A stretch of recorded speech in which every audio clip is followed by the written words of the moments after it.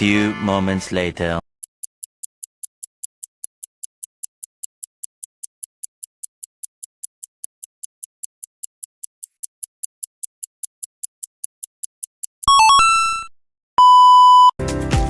Halo teman-teman, Assalamualaikum warahmatullahi wabarakatuh.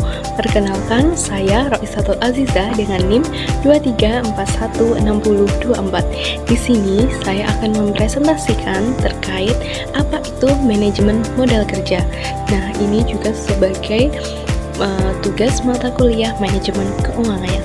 Sebelumnya, semua bisnis bermimpi tentang pertumbuhan besar, tapi pertumbuhan tanpa kontrol modal kerja bisa berubah jadi bencana.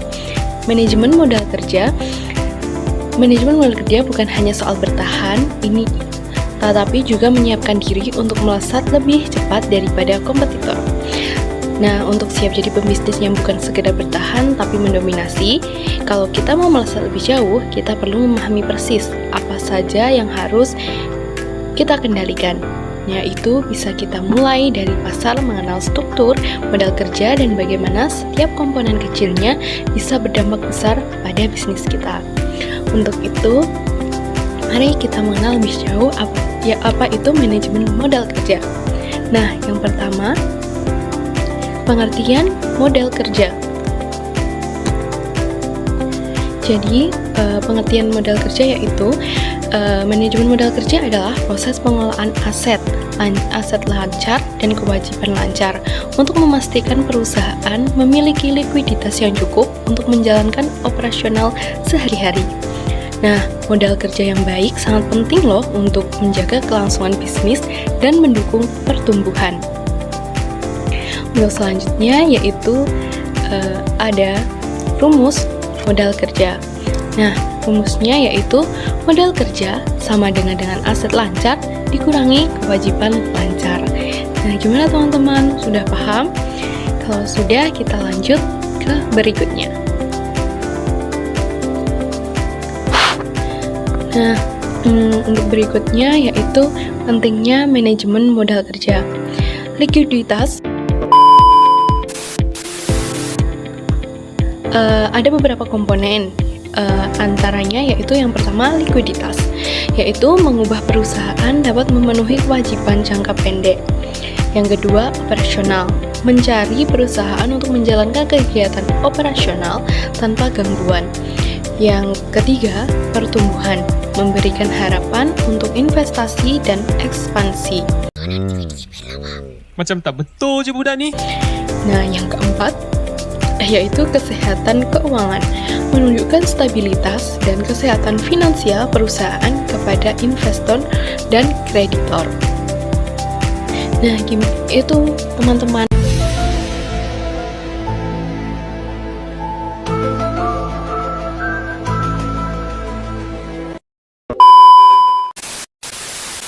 Pentingnya manajemen modal kerja tadi yang ada 4 poin. Untuk selanjutnya yaitu mengenai tujuan. Nah, untuk tujuan sendiri adalah untuk memastikan bahwa perusahaan memiliki likuiditas yang cukup untuk menjalankan operasional sehari-hari secara efisien. Adapun tujuan spesifiknya yaitu yang pertama, menjaga likuiditas. Yang kedua, mengoptimalkan penggunaan aset lancar.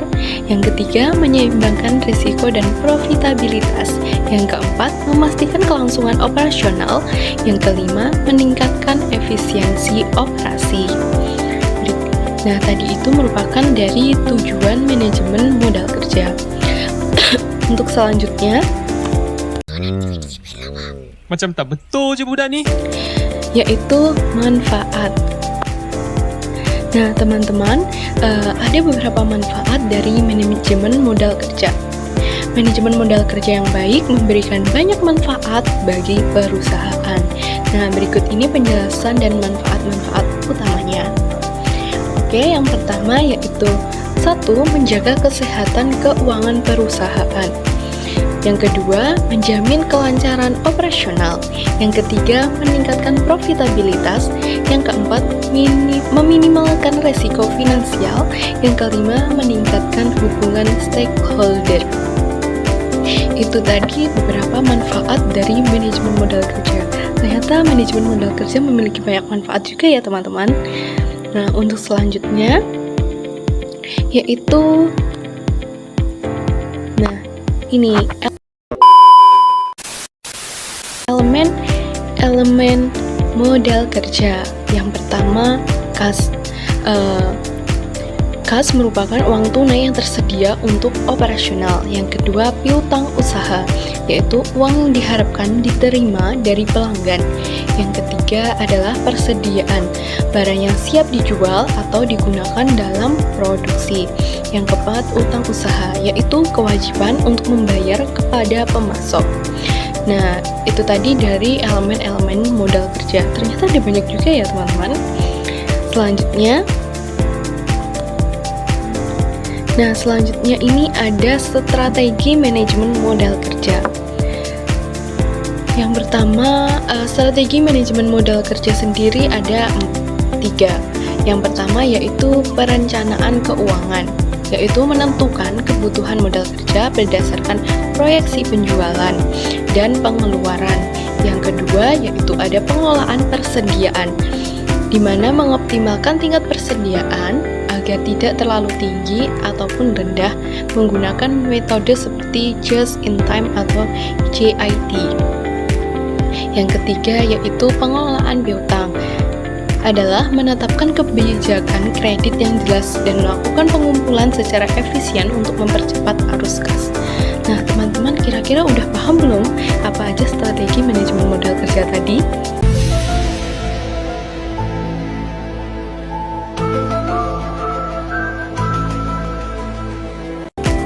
Ya, untuk selanjutnya yaitu menyusun perencanaan kebutuhan modal kerja.